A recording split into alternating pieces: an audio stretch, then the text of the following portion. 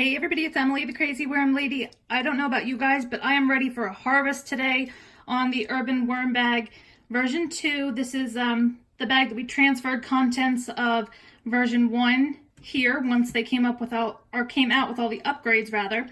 And so I'm going to get down today, try to get a nice harvest out of here. We'll take a look at that, hoping it's not going to be too muddy on me. I'm still trying to work out keeping the right consistency in these bag systems. And then we'll definitely get this bag fed up again today. So let's get down to the bottom and let's get this going. Okay guys, so I am ready for the harvest of the Urban Worm Bag version 2. I'm going to see if I can tilt this up just a little bit. So this has dual zippers on either side that you can unzip to access the harvest panel. But I'm just going to see if I can do this one for now. Because of the angle, I'm trying not to be in the way too much. Although unfortunately, the way I set this bag up, this flap is actually opening kind of right where I want you guys to be able to see. So this drawstring inner liner protects the zipper, and I don't see any worms down here at all. This is all clean.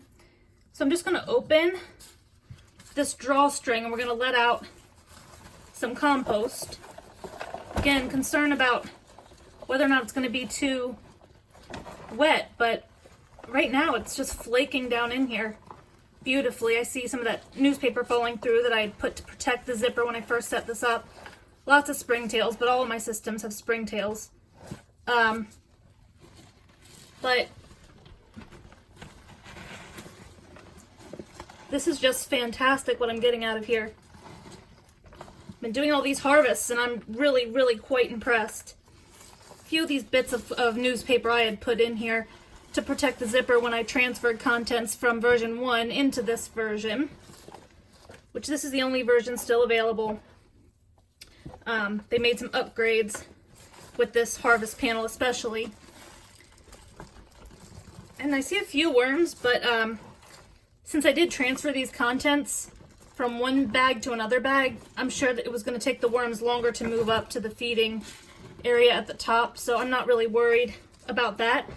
You know, I'm much more concerned about consistency. You can always bait worms out of the compost, but with these continuous flow throughs, you always want to be concerned about, are you going to get muddy castings or flaky castings? And so far, this is looking gorgeous. I'm going to try to fill up this mortar tray. Then we'll take a look at the compost that we got out of here. And then we'll come back and we will feed this bag up. But at least for now, as far up as I'm going, flaky beautiful. Okay guys, so here's the final product of the harvest we just did. And the improvements that they made with this bag absolutely worked.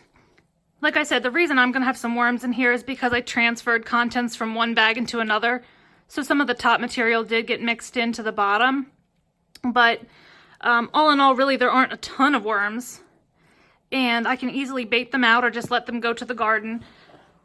But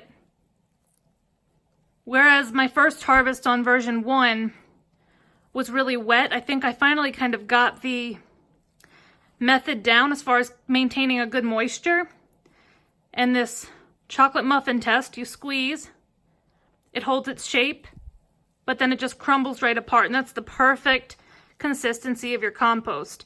So there's a handful of like little pieces of, this was probably a rag that didn't break down, a few pieces of some newspaper that I used in the very bottom to cover up the drawstring area when I first transferred everything over here. But all in all, there's very little unprocessed material. The non-compostable tea bag wrappers, it's going to be finding those for months. But I think now that I've been harvesting some of my different systems and I realize how much easier it is since there have been some adjustments and I've learned the systems more, I want to start trying to make it a goal to harvest every 3 to 4 weeks to get a steady flow of compost going and to keep the system running right. If you let some of these systems get too compacted, that's when you end up with moisture problems, and this is exactly what I want. So this will get dumped into my giant tote full of castings. I might put a little bait cup in there. Also did a vermi bag harvest, so I might try to bait just a few worms out of here, but there really aren't many. So even if I miss some, it's no big thing. But I can't get over the quality of the compost. This is exactly what I would want and expect.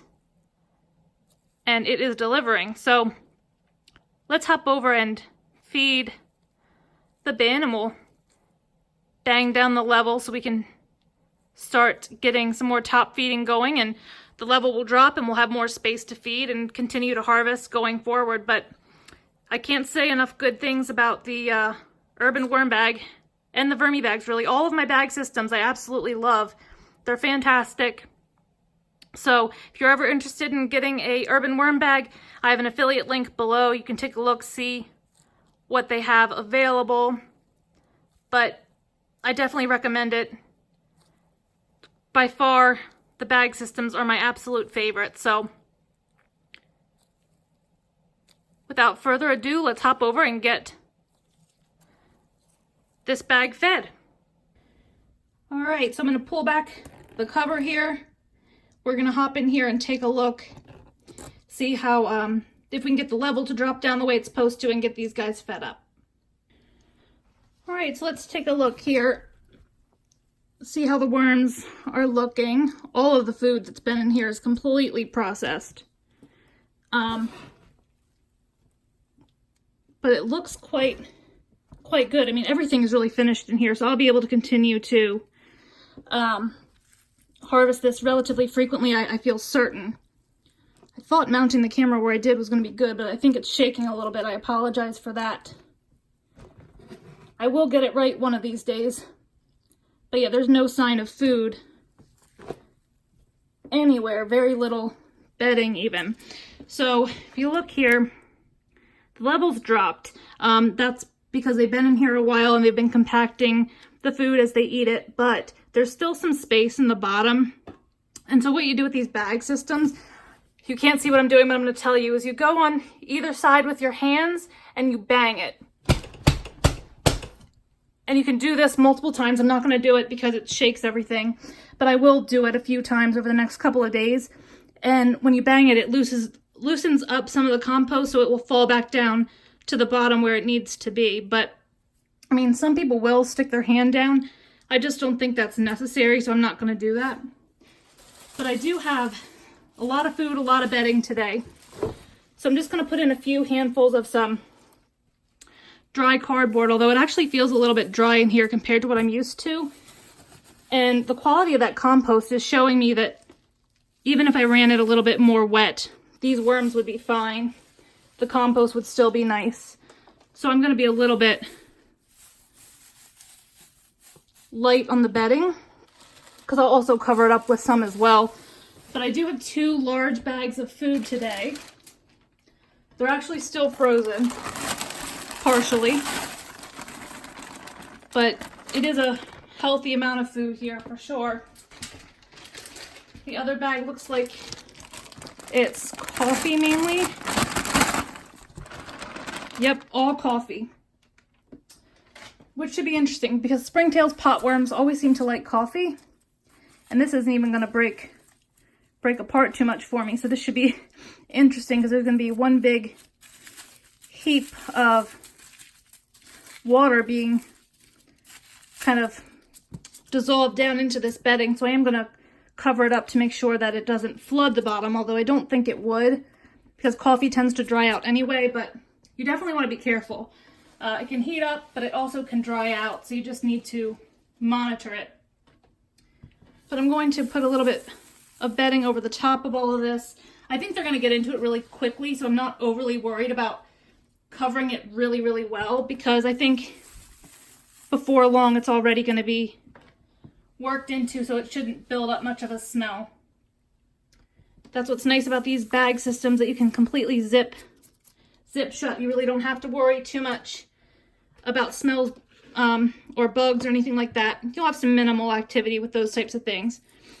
This is some of my dry mix, the grit, the trace minerals, and some bug control. The ingredients are always listed below. It's not entirely necessary. I just find it a good combination of things that works quite well for me. And that's literally how I'm going to leave it this week. I'm not going to go overboard burying everything really well. We're going to give it a week for hopefully the level to drop some more. We'll kind of take note of how the level looks like. There's maybe about 5 or 6 inches from the top right now, and hopefully it will fall some more as all the compost works its way down. But that's going to be it for today, guys. I'm super thrilled with the harvest. I'm going to start harvesting this more often. The steady flow of compost, my neighbors, my garden, everybody will be thrilled with me if I'm able to continue to do that. So let me know what you think. Drop those comments below. Like this video, subscribe if you'd like some more content from me, and I'll be back with you guys real soon for an update. Have a great day.